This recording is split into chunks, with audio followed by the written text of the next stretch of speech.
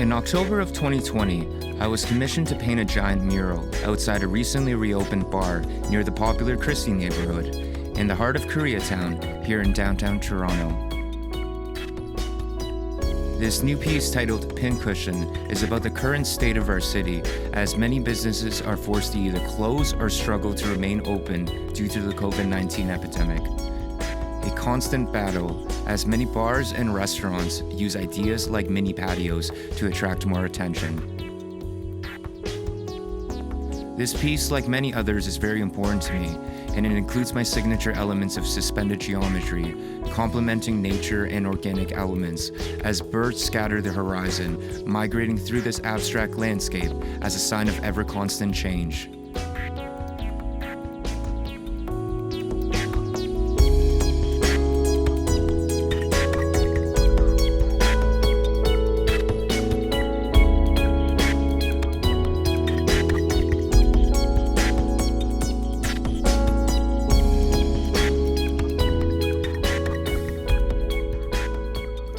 Operating since 1937, Clinton's is a well-loved bar, restaurant, and event space for nearly 84 years now, making this a prominent landmark here in Toronto.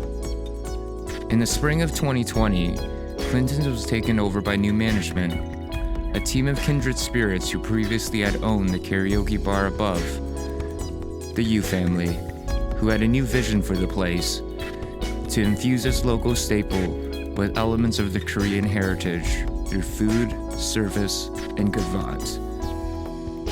I knew from the beginning this was the right project to take on, but little did I know a massive journey was about to unfold.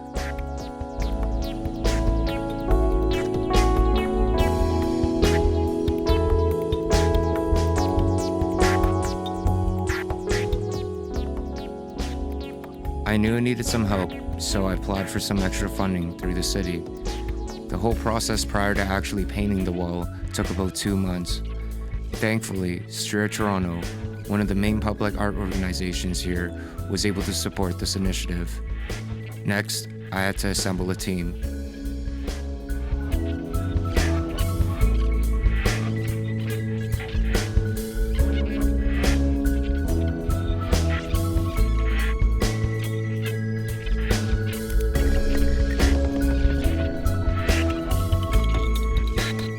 So I posted it on Instagram to see if anyone was interested.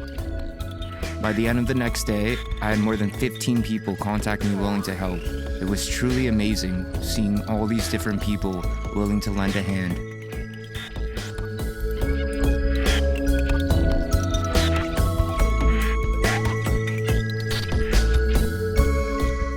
So I eventually brought in 9 strangers that had experience with public art.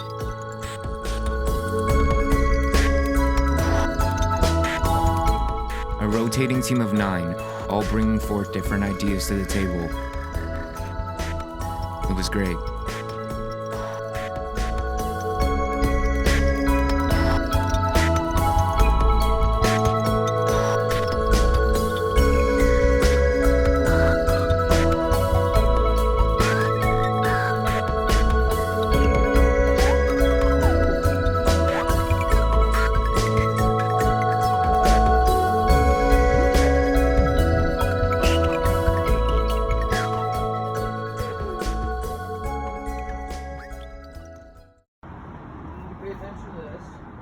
Yeah, Jeremy, how's it going?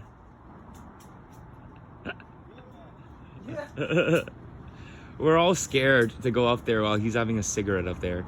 Just standing on the fucking ledge. Up there. It's just I want no, look how sketchy that is. He can fall and die. He's literally on those, look at those edges.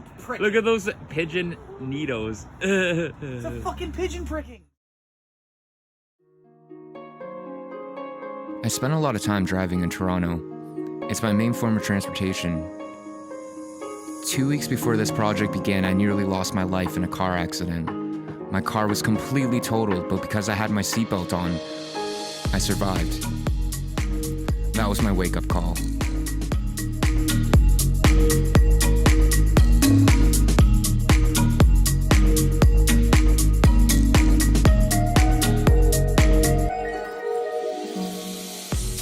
needed to step it up. I needed to be more committed, more disciplined, and even more obsessed with my art. After all, it felt like a second chance at life because I nearly died back there. And with the love and support of my amazing team, I was able to stay afloat.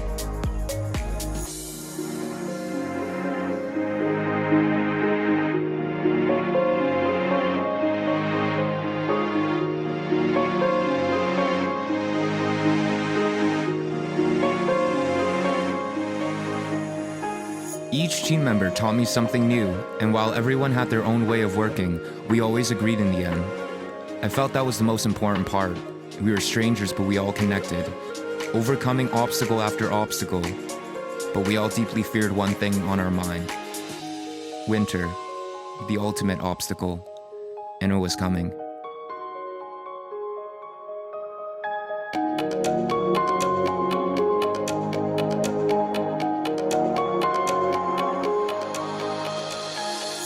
Although it wasn't snowing yet, the weather wasn't always cooperating. Like it rained a lot, and we were forced to do other things while we waited it out.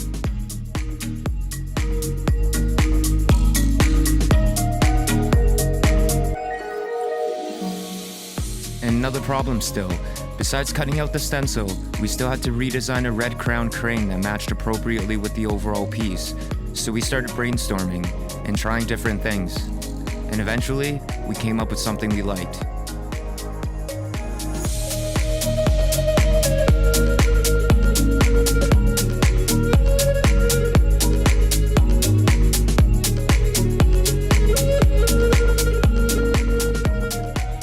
We were doing well and staying efficient, but we were in December now, and the weather still wasn't lightening up. We all knew we were running out of time.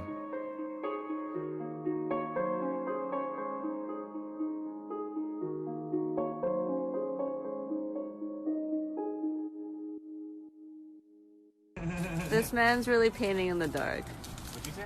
I said this man's really painting in the dark. Painting in the dark.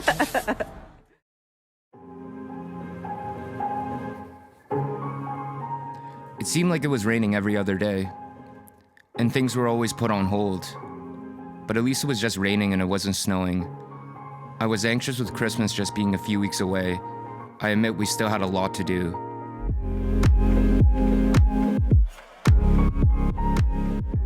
So whenever it was nice out, we made sure we were efficient. Everyone had their own task, and everyone stayed focused. It was so cold, secretly I couldn't feel my fingers at this point. We were bundled up in layers, but it seemed like that was never enough. And to maintain the social distancing at this point, there was no more than just 4 of us. There was constant movement going on. From the moment the sun was out, till the moment it got dark. We would work all hours of the night.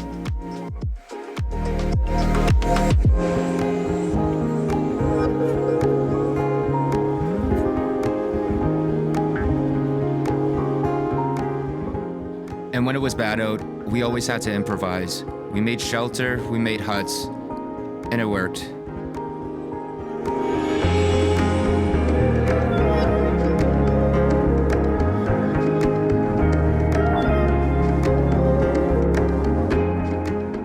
As time passed, we worked day after day, night after night, and eventually, we made it.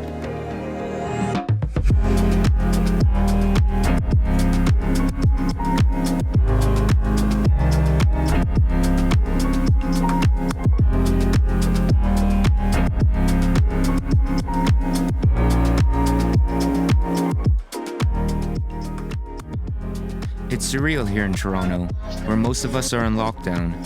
Floating there patiently, our lives put on standstill.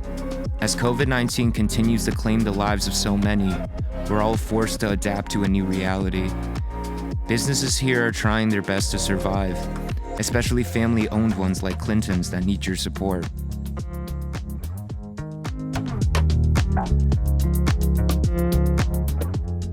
As one of my biggest projects to date, it's inherent how much this piece means to me. Pincushion, in a way, is about what it means to keep going.